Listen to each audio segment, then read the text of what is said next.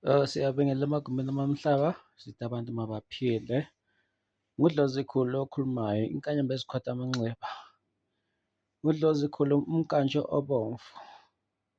Indoda engalaphi nge-social media. Indoda elapha ngemithi eyigubhayo.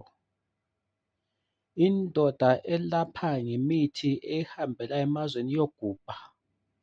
Indoda engazifakazi mangabe ihamba ukuyogubha imithi. Futhi-ke angidingi i-approval yomuntu. Mina isintu sami sisaseyisintu sasemandulo, isintu sabokhokho, isintu sabogogo, umnkantsha obomvu.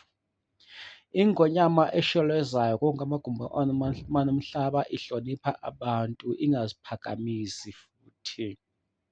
Indoda esithathe imithi yayo yayinikeza izinyanga ezithi zona zezinyanga ziyasiza abantu. Kanti bethatha imithi yayo beyisebenzisa beyedika futhi beyithengela abantu ukubana bayidicilele igama layo phansi. Kodwa ingonyama engahlehleli emuva. Ngiyabingelela, ngithi philani. Abasezibhedlela mabaphile, abasemajele abanamacala abangawakwazi, ngithi ngiyashweleza emadlozini wakami mabaphile. Ngisasekhona bantu bakithi. Ngithuli kungekhona ukuthi angithule, kodwa-ke ngisuka ngisebenza. Abantu mina baphahlela, ngiyabakhuphukela ezintabeni, ngiyabangenela emanzini, ngingedwa nginje. Angikwazi mina ukudicilela igama lenyanga phansi, kodwa-ke uma ngabe ngingaqala udaba ngilukhulume ukuthi ubani nobani uthatha imithi kuDlozikhulu. Kwesinye isikhathi abanye abantu lingasala linkeme imilomo, ngikhuluma isintu. Ningizweni kahle, ngiyindoda ehloniphayo, ngizehlisa kwizigulane zami. Angikhulumi kabi, ngithi philani konke amagumbi omhlaba, ningizweni engikushoyo. Siyadicilela phansi thina izinyanga zeqiniso. Izinyanga ezingapheleli mali. Izinyanga ezingapheleli status. Izinyanga ezingaphileli ukudla. Sibonakalise emahhotela, thina sibonakalise emahhotela ngokubana vele azange sisukume phansi kuthiwa sizokudla emahhotela. Mina ehhotela angidli bantu bakithi. Ngiyintsha kwesinye isikhathi ezigqajayo. Ngiyintsha ekwaziyo ukuthi uma ikakile itshentshele ngenhlabathi.